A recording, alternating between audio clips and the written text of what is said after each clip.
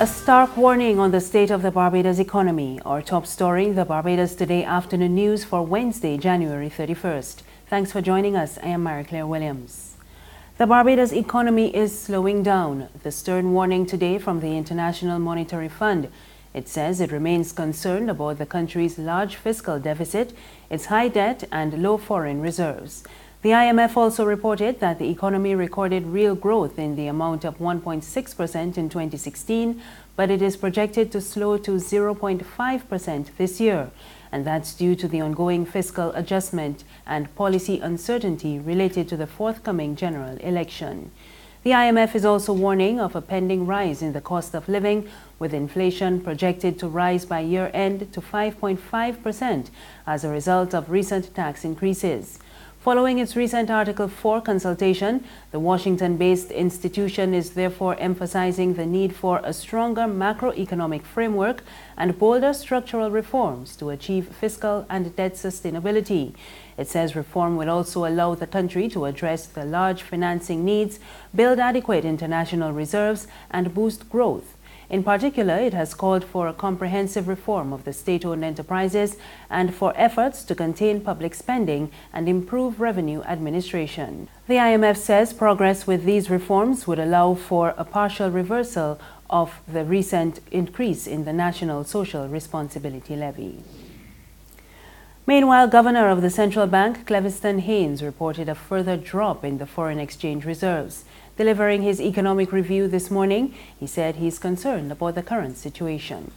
I think that the government has taken measures which are intended to contain aggregate demand, and I think you'll begin to see that as reflected particularly in consumer imports. You would have seen the decline in consumer imports during the second half of the year. But clearly, the containment of demand is not sufficient to restore the reserves to the level that we would want to see.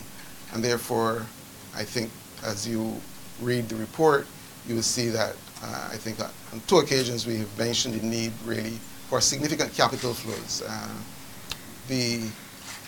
We're not going to be able to rebuild our reserves simply through the contraction. I think that is important, is necessary, but it's not going to be sufficient for us to be able to rebuild our reserves. We do need additional capital flows, both in the public and the private sector. In other news this afternoon, police are investigating a stabbing incident involving students on a bus en route to the Darrell Jordan Secondary School this morning. The incident occurred at Painsby, St. James. We'll have more details for you in a subsequent newscast. And fire destroyed a family home in St. Peter early this morning.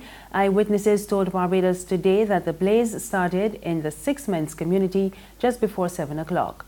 The house was occupied by Albert Ashton and his 73-year-old father. The fire also damaged two neighboring houses. He said it was only him and his father in the house at the time of the incident. Well, the smoke, inhaling the smoke and stuff like that, he suffered from high blood pressure and stuff like that, so, you know, just took him to see the doctor. My brother took him to see the doctor immediately, so just waiting to hear what the position. I was in the back doing some writing, and I just heard the commotion. So when I opened my door, and people, all I could see was smoke, nothing but thick smoke. So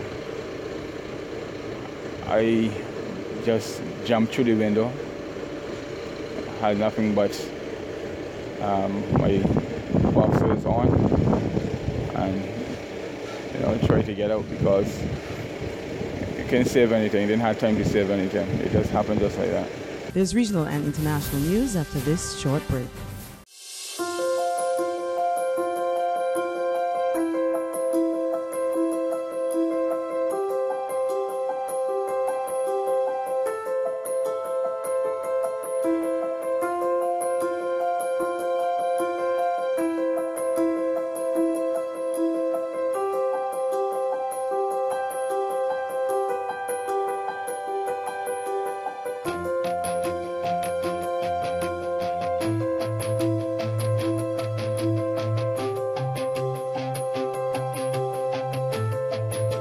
Barbados Today, news you can trust.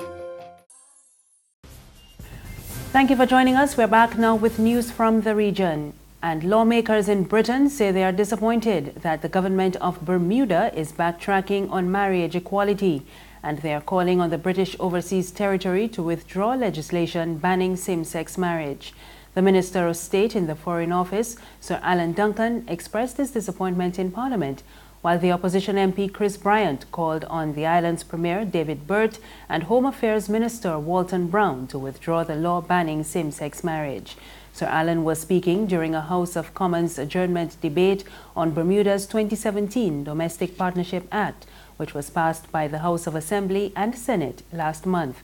He said a number of UK overseas territories have moved to introduce same-sex marriage, but Britain has no plans of imposing it on its overseas territories.